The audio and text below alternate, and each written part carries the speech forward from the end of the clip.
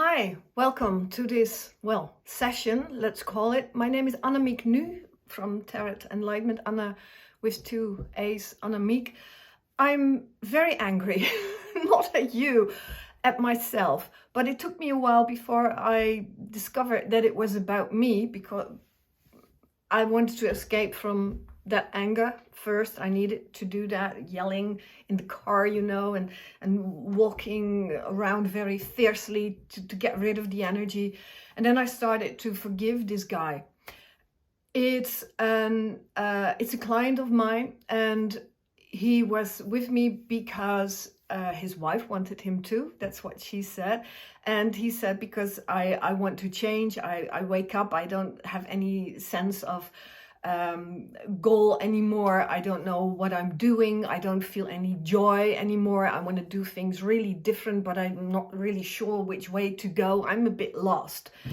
And I sensed up front that he wasn't really somebody who took responsibility for himself yet. And there was so much resistance that I couldn't really do my healing things. I don't have to heal. I'm connected with the higher self, with the Holy Spirit, however you want to name it, with Jesus. I'm not doing prayer healings, but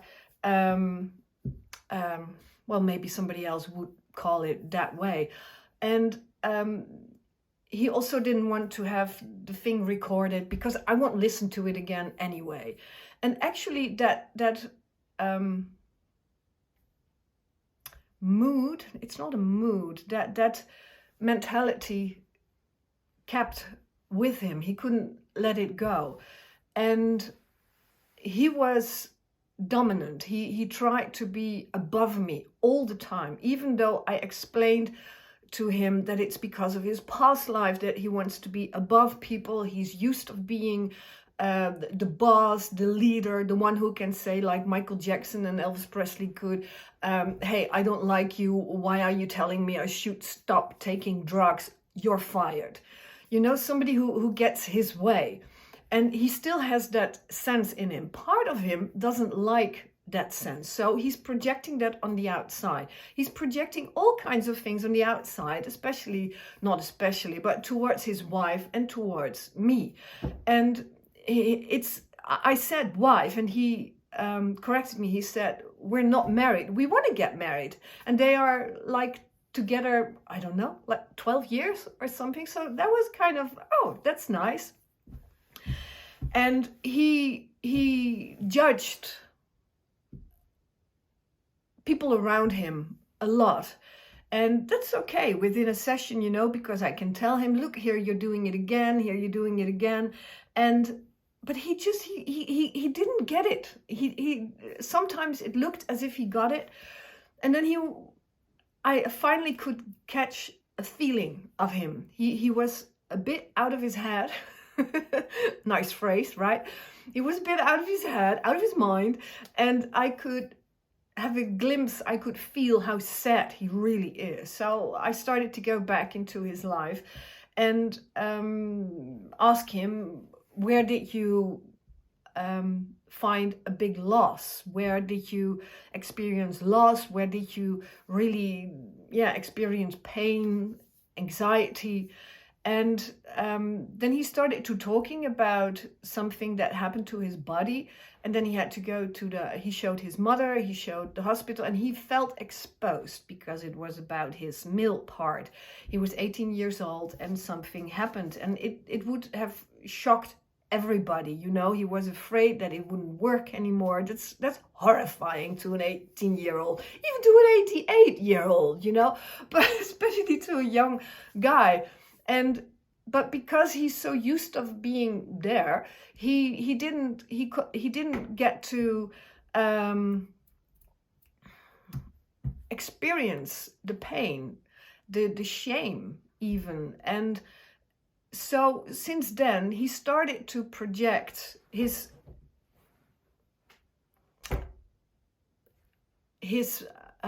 being on top, being his bossiness being dominant towards women. So he complained a lot about his wife, a lot about me as well. I discovered it as soon as he left, in the middle of a sentence, by the way, that I was saying. He left, and I could hear him judging me. Horrible words he had for me. And maybe he's not conscious of that either. But then I started to think, should I tell the woman who lives with him and with their 2 children and 2 of her own? And I was like, no, that's none of my business. But it felt so, normally it wouldn't even come up to address somebody who is connected with a client, you know. But now it got something so bad in me, and I didn't know what it was. So I projected it onto the girlfriend with whom he's going to marry. And I was like, I really like her, right? I've actually said to her, if you come again and again for healings, then and when you're clean, bright after 3 healings, you know, when the pain and anxiety is gone, when you feel secure and can be yourself, then I like you, you know, let's be friends then. And she lives in an area I would like to live in the part of the country where I live, etc. So I really like her, but that still isn't a reason for me to call her and say, oh my God, you were so right about him. He is an a-hole. And she didn't say that, but I could guess what she's thinking of him. And they were both complaining about each other. And then I was like, oh my God, how can you marry her? I asked him during the session, if you think this and that about her, if she can make you feel 5 days in a row like grumpy because of something she said and she wouldn't stop saying or feeling, then why would you marry her? And I don't know. And I told him the reason why people stay together, the reason why people keep choosing for each other again and again, the reason why people don't want to leave their jobs, or they don't want to leave a book or a movie even halfway, the reason why people cling to their children even though they're old enough to be out of the house and stay on their own feet, is because we have invested. If we have invested, if we have given time, attention, our presence to people, to certain situations, we don't want to leave that just because we have invested in it. It's not a good reason to stay with somebody. It's not, oh, we're married for 30 years, why would I divorce her? I hear that so many times. It's never a good reason. It's not. So maybe you don't like this clip where this is going, because it reminds you of the feelings that you have to look closer at yourself. Anyway, when he was gone, I was like, why would she marry him? I don't understand why these people are want to marry each other. They don't even, it looks as if they don't even want to live together. They don't like each other. People do not stay together because they like each other. But isn't that the first rule, the first condition that needs to be there between 2 people? That's how you choose your friends, don't you? You have to like them. You have to like them. Oh, I don't like her. I don't want to be friends. I do like her though. You know, and then you get to know each other, and then you're like, no, I don't really like her. And then you hop on, you go on, you move on, you know. But, and if you do like them, then you hop on. That's the right position to say that in. But then I was like, why am I so involved in this? Why do I care? You know, I got good money for the healing. I'm happy the way that it went, and I don't need more out of it normally. Why does this stick with me for so long? And long, by the way, for me that was after 2 hours. I was still nagging about it. I was still like, oh. And forgiving and forgiving him. I forgive you, you're so dominant. I forgive you, you were patronizing towards me. I forgive you that you don't trust me, etc. And I can see where it comes from, you know, by the way. And then I said, God is the love in which I forgive, according to A Course in Miracles. But he, anyway, then I realized it was me who wanted to stay with people, also with friends, but also with neighbors, with people I don't like them. I have nothing in common with them. We don't share any common grounds, but still I used to be involved with those people. Not anymore. I'm very clear about my boundaries now and what I want in a person. Friendliness, by the way. Generosity in friendliness. That's the most important thing for me. Respect. But in the past, I clung to many people who weren't good for me. So there was this, it triggered me because there's this recognition of how they are. There are two people and they don't seem to like each other. The only way that they help each other is to stay in their wrong behaviors, wrong way of thinking, wrong attitude, wrong mentality.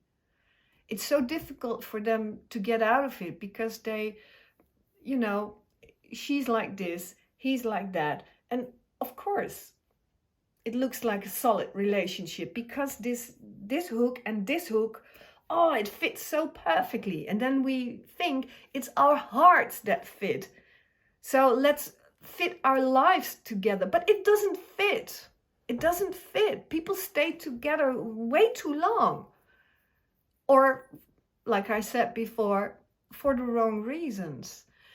And for me, it was such a bomb, realizing, oh my God, this part is about me. I'm still, sorry for the word, but disgusted the way that I choose my partners, or actually they choose me, and I thought it was love. And I stuck around way too long. I couldn't see clearly. I couldn't see that I didn't like them. I couldn't even see that they weren't good for me. I really got battered and hit and raped, etc. Anyway, but I stayed too long. I also left many times, but I attracted the wrong guys again and again because I kept choosing for people I don't like. Weird, isn't it? So my question to you is, where did you do that in your life? With whom? What I did, of course, maybe you know me by now, even though I don't post regularly, I forgave myself, and I still do. I forgive myself that I stayed way too long in relationships that weren't good for me. I forgive myself that I wanted to be part of groups with people in it with whom I have nothing in common with. I'm afraid. I forgive myself because I was afraid to be alone. I forgive myself because I couldn't see that being alone is better than to be in a relationship or in a friendship or in a club or a society that I don't belong to. God is the love in which I forgive myself. I forgive myself that I betrayed myself. I forgive myself I deceived myself. I forgive myself that I didn't even give myself a chance to be myself. I forgive myself I gave myself up. Totally. God is the love in which I forgive myself. God is the love in which I forgive myself. I forgive myself that I always thought it's friendliness to stay with somebody who's obviously not in their right mind, who has a lot of pain. I forgive myself that I couldn't see that actually I was being really hard. cruel unto myself by staying. God is the love in which I forgive myself. God is the love in which I forgive myself. I hope this was helpful. This is helpful for you. Dig as deep as you dare. It's freeing, you know. For me, it was such a surprise that I got angry about this. I never get angry at clients or, you know. So this is a good one. And I know myself, I will be forgiving myself straight into the night and not leaving myself alone with it until I can feel that, oh yeah, now I'm in peace with myself. That part of me, that little me, that inner child, as you could call it, that wanted something from relationships that it couldn't have. I was, as everybody, we get together, man, wife, woman, woman, man. We get together as beloveds. Horrible word, right? Beloved, be loved. No, you're not. As beloveds, we get together in a relationship because we want the other to cure, to heal that part of the father or the mother or whomever they represent from the past. If your mother wasn't nice to you, or if she was too nice to you, if she smothered you, you're looking for somebody who's giving you the opposite. But of course they never will, because you copy everything from the past until the pain of it is taken away by a good healer. By the way, I have an English page on my website. Forgiveness is the fastest way to go from pain to thinking that pain is real, to a happy world, to God.